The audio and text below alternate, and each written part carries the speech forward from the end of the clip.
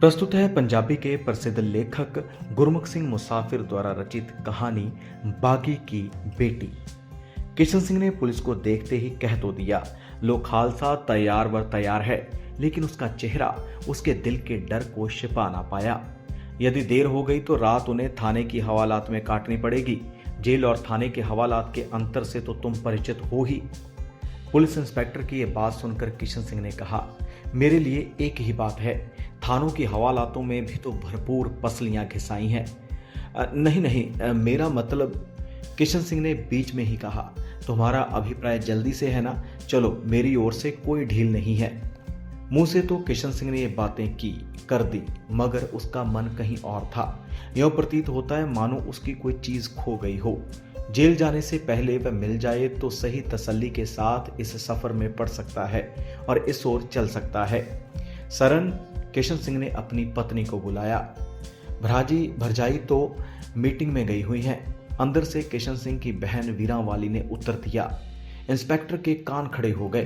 किशन सिंह ने कहा, वीरा, लाज के बुखार वाला कागज तो ला। वीरांवाली ने कागज किशन सिंह के हाथ में पकड़ाते हुए कहा, भरजाई जाते समय कह रही थी कि अभी 102 है, यदि बढ़ जाए तो बर्फ की पट्टी रखना। किशन सिंह पहली बार तो जेल नहीं जा रहा। इंस्पेक्टर उसके दृढ़ निश्चय से बाखूबी परिचित है। इंस्पेक्टर को किशन सिंह की मामूली परेशानी का कारण भी अब मालूम हो गया है। मीटिंग का शब्द इंस्पेक्टर के कानों में कांच के टुकड़े सा बज उठा। साइकिल पर लात लगाते ही उसने अपने सिपाहियों को आंख से संकेत से कुछ समझाया और फिर किशन सिंह से कहा, सरदार जी, भले आराम से तैयारी करो, मैं आ रहा हूं। इंस्पेक्टर सड़क के पार सामने कारखाने के बड़े दरवाजे में से भीतर चला गया। बैठे सिपाहियों में से एक ने कहा, इंस्पेक्टर साहब शायद कहीं टेलीफोन करने गए हैं। वीरांवाली की आंखों से स्रोत फूटने को ही था। किशन सिंह की कुछ गुस्सैली संकेत मुद्रा को पहचान कर वह लाज की खाट के पीछे पड़ी चौकी पर बैठ गई। किशन सिंह ने अपनी उंगलियों के साथ लाज के बालों को ठीक करते हुए कहा, बेटी, अब तुम ठीक हो। आज तो बुखार कम है, कल शायद टूट जाए। यदि तुम्हें बुखार ना होता तो अब तक मैं जेल जा चुका होता, साथी तो सभी जा चुके हैं। लाडो लाज ने मध्यम सी आवाज में कहा, पिताजी, मैं एक कमजोर लड़की हूं जिसने आपके भले काम में रुकावट डाली है। नहीं मेरी लाज बेटी, तेरा इसमें क्या दोष है? बुखार कोई तुम्हारे हाथ की बात तो नहीं है। तुम्हें इस तरह छोड़कर जाने का तो मेरा पहले मन ही नहीं, साहस ही नहीं। जिस दिन बंबई में हमारे नेता पकड़े गए थे, उस दिन मैं उन्हें बधाई देने वाले प्रस्ताव पर 5-1 मिनट बोला था। फिर मैं तुम्हारी दवाई दारू में लगा रहा, कहीं बाहर जाने का समय ही नहीं मिला। वैसे भी पहले लीडरों को ही पकड़ेंगे, हमारी सेवकों की बारी बाद में ही आएगी। लेकिन हमें फर्क ही क्या पड़ता है, भले अभी पकड़ लें। किशन सिंह के मुंह से ये शब्द अभी निकले ही थे कि लाज ने साथ ही कह दिया, भले पकड़ लें। किशन सिंह अपनी इकलौती लाडली से जैसे जैसे बातें करता गया उसका मन हल्का होता गया। अब वह बेसब्री से सरन कौर की प्रतीक्षा में था। बरामदे की ओर देखकर वह संतुष्ट हो जाता कि इंस्पेक्टर भी अभी नहीं लौटा। पास बैठी वीरांवाली पहले तो आंखें भर आने के भय से नहीं बोलती थी, लेकिन अब उसे भी कुछ साहस सा हो गया। उसने कहा, लाज, यदि तेरे पिताजी पकड़ लिए गए तो तुम्हारी दवाई कौन करेगा? तू उदास तो ना हो जाएगी? बुआ जी, दवा दारू के लिए मेरे पास माताजी हैं। बाकी जो उदासी की बात है, मैं तो इस बार ठीक होकर खुद जेल जाना चाहती हूँ। लाज की बात सुनकर वीरांवाली की अनियंत्रित हंसी निकल गई। लाज ने कहा, नहीं बुआ जी, हंसी की बात नहीं। अपने देश के लिए जेल जाना कोई बुरी बात तो नहीं, मैं इस बार जरूर जाऊंगी। लाज, तू तो अभी 12 साल की भी नहीं हुई। बुआ की बात सुनकर लाज ने कहा, पिताजी सुन लो बात बुआ जी की। जान पड़ता है बुआ जी कभी गुरुद्वारे नहीं गए, इन्होंने कभी कथा नहीं सुनी। पिताजी, बुआ जी को बताना साहिबजादों की उम्र कितनी थी भला? वे तो इस आयु में शहीद हो गए थे। मैं जेल भी नहीं जा सकती। वीरांवाली की तो बात ही क्या, अब तो किशन सिंह की आंखें भी अनियंत्रित हो गई। ये तसल्ली भरे खुशी के आंसू थे। किशन सिंह ने लाज के सिरहाने से चाबियां उठाई। सामान वाले कमरे में ही उसने कपड़े बदले और फिर लाज के पास आ गया। लाज के इस प्रश्न पर कि पिताजी इस समय कपड़े क्यों बदल लिए, कहीं जा रहे हो, किशन सिंह का बड़ा काम आसान हो गया। किशन सिंह को अब यही चिंता थी कि अपने अभी गिरफ्तार होने की खबर बीमार लाज से वह किन शब्दों में कहे। वीरांवाली की विशेष बेचैनी ने भी बहुत कुछ प्रकट कर दिया। किशन सिंह ने शब्दार्थ की पोथियां और नित्य नेम का गुटका लाज के कमरे में ही अलमारी में से निकालकर अपने छोटे से बक्से में रख लिया। बरामदे में जूतों की पदचाप भरी। किशन सिंह ने ताप में सुलग रहे लाज के माथे को चूमा। मेरी लाज, भावपूर्ण शब्द उसके मुंह से निकला। उसकी आंखों में जमे मोती एक बार फिर पिघल पड़े। अनजान लाज ने खूब स्यानी आवाज में कहा, पिताजी मेरी चिंता न करें। घर के गली वाले दरवाजे में से एक नौजवान भीतर आया और पुलिस की आंख बचाकर उसने किशन सिंह के कान में कोई बात की। युवक लौट गया। किशन सिंह के चेहरे पर फिर गहरी गंभीरता छा गई। इसी अवस्था में वीरांवाली को लाज के संबंध में कुछ बातें समझाकर पुलिस के साथ तांगे में बैठ गया।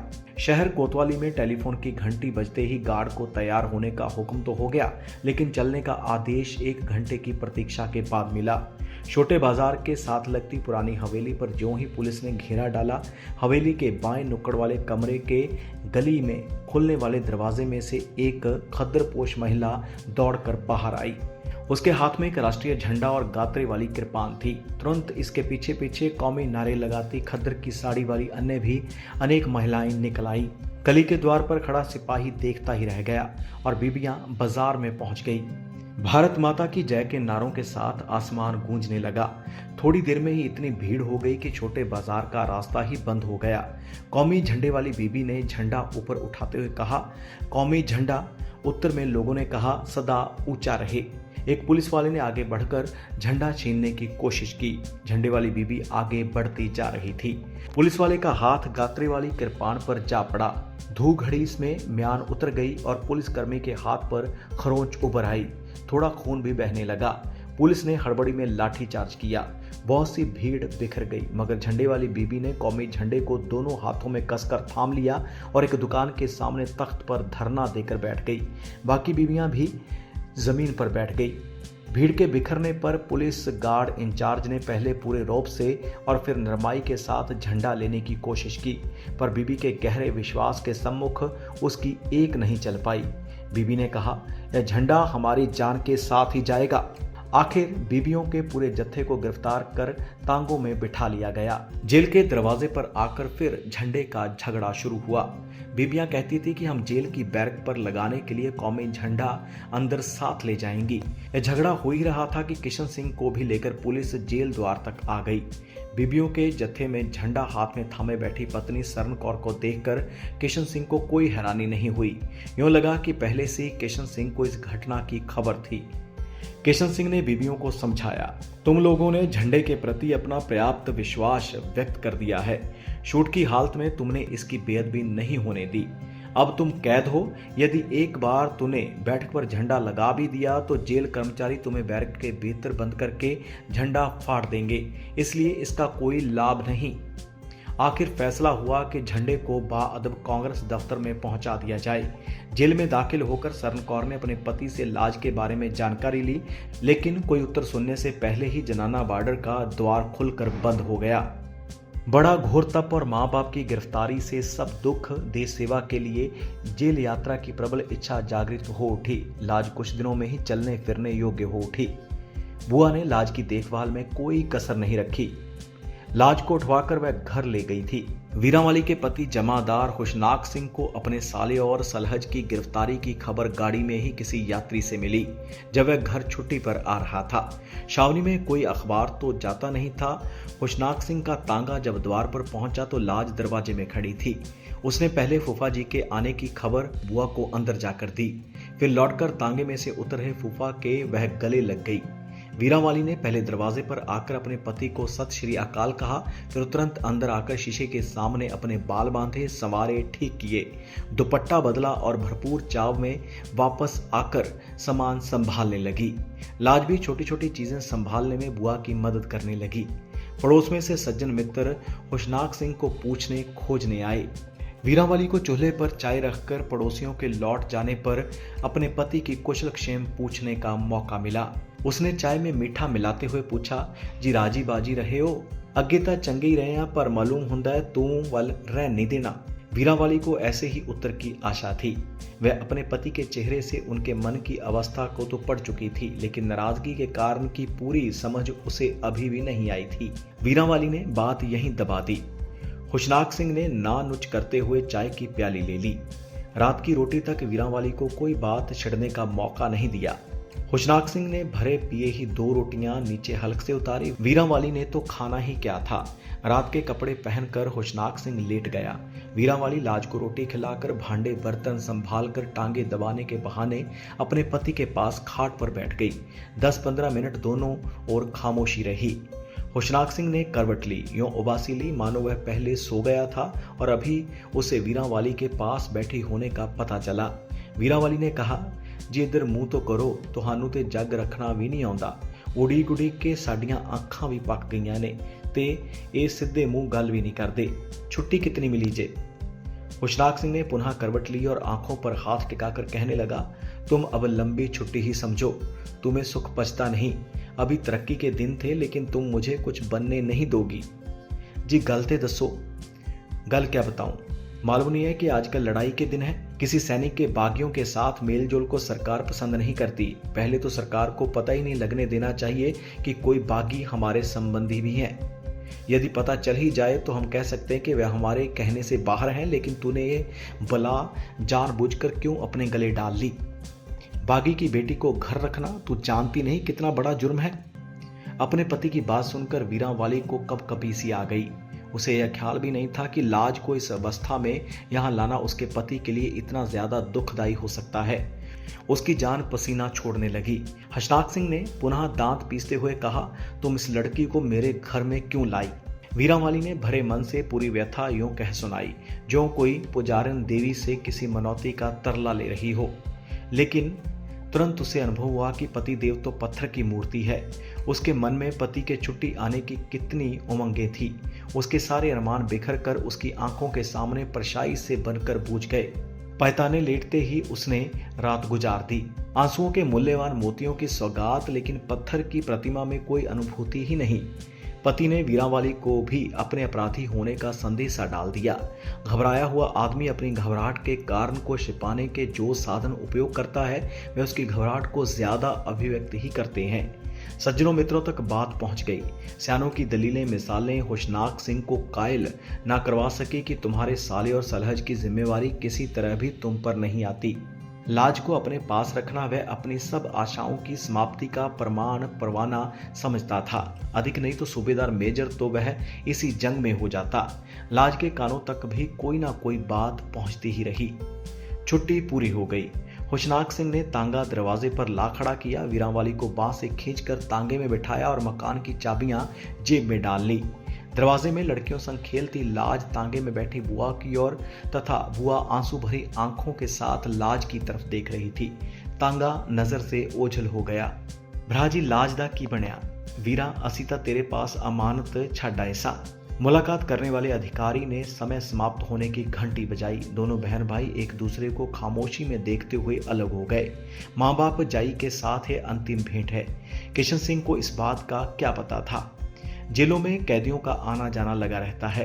किशन सिंह को यह तो पता चल चुका है कि शव अब लाहौर के टीबी अस्पताल में है, लेकिन वीरावाली उससे भी कठोर कैद में है। किशन सिंह को यह बात किसी ने नहीं बताई थी। छावनी में तो पंछी पंख नहीं खोल सकता था। बागी भरा भरजाई और क्रांतिकारियों की बेटी के बारे में वीरावाली को कौन खबर देता? वीरावाली जेल तक मुलाकात के लिए कैसे पहुंची, इस भेद का आज तक किसी को पता नहीं चल सका। उसने अपनी जान खतरे में डाली। अपने पति हुशनाक सिंह से भेद छिपाने में उसे सफलता मिली, लेकिन भराजी की अमानत में मजबूरी खयानत हो जाने का सदमा वह नहीं सह पाई। हुशनाक सिंह ने असल रोग की ओर तो ध्यान नहीं दिया, दवाएं फिर क्या संवारती। सरन कौर की कैद पूरी हो गई। वीरावाली ने अमानत में खयानत की दोषधारी होकर भरजाई के सामने पेश होने से पहले सदा के लिए रिहाई प्राप्त कर ली। सरन कौर सीधी अस्पताल में पहुंची। बड़ा दरवाजा बंद था। दरबान ने कहा, यह मरीजों के आराम का समय है, इस समय अंदर जाना मना है। दरवाजे के बाएं नुक्कड़ में भंगियों का घर था। निगानी अपरिचित खदरपोश जनानी को देखकर जमादारिन पास आ गई। उसने पूछा, आपने किससे मिलना है? सरन कौर चाहती ही थी कि उस पर कोई सवाल करे। उसने कहा, मेरी बेटी यहाँ बीमार है, लाज। जमादारिन ने वार्ड और कमरे का नंबर पूछा और साथ ही कहा, हमने तो इस नाम की कोई बीमार नहीं सुनी। मैं प्रतिदिन हर एक वार्ड में सफाई के लिए जाती हूँ। सरन कौर ने कहा, मुझे वार्ड का तो पता नहीं, ना कमरे का नंबर ही मालूम है। सुना है मेरी लाज इस अस्पताल में है। सुना है आपने उसे यहाँ दाखिल नहीं करवाया था? जमादारिन ने हैरान होकर पूछा। नहीं, हम जेल में थे, पीछे वह बीमार हो गई। ओह, बागी की बेटी होगी। जेल का नाम सुनकर जमादारिन ने कहा, यहाँ उसे लाज नाम से कोई नहीं जानता। पतली गोरी सी 12-13 साल की छोकरी है, बहुत मीठी बातें करती है। उसकी बातें सुनकर कभी हंसी आ जाती है तो कभी रोना। वह अपनी बुआ के पास थी? सरन कौर ने हाँ में सिर हिलाया। बस वही है। जब वह पहले यहाँ आई तो उसने किसी लड़की से पूछा, बागी किसे कहते हैं, और फिर खुद ही बताया कि मेरा फूफा मेरी बुआ से कहता था, तुम बागियों की धी को क्यों घर लाई हो। उसी दिन से उसका नाम बागी की बेटी हो गया। जब भी डॉक्टर आता वह कहती, मुझे मेरे माता पिता के पास जेल में ले चलो। डॉक्टर हंस देता। जमादारिन की बात को सरन कौर बुत बनी सुनती रही। जमादारिन ने पूछा, सरदार जी नहीं आए? उनकी कैद अभी आधी भी नहीं गुजरी, उन्हें 3 साल की कैद मिली थी। सरन कौर की बात सुनकर जमादारिन ने ठंडी सांस ली और कहा, बेटी बहुत सयानी है, बताती है कि मेरा फूफा बुआ को लेकर चला गया, मैं बाहर दरवाजे पर बैठी दहलीज में ही सो गई। सर्दी के कारण मुझे बुखार हो गया। फिर मेरे पिताजी का एक दोस्त मुझे अपने घर ले गया। जब मैं बहुत बीमार हो गई तो वे यहाँ छोड़ गए। मैंने बहुत कहा मुझे जेल ले चलो, लेकिन वे नहीं ले जा पाए। इतनी बात सुनाकर जमादारिन ने कहा, अब तो बस आपकी ही प्रतीक्षा में है। जमादारिन के आखिरी वाक्य का भाव सरन कौर समझ गई थी। लाज के कमरे में पहुंचने तक उसके आंसू बह चुके थे।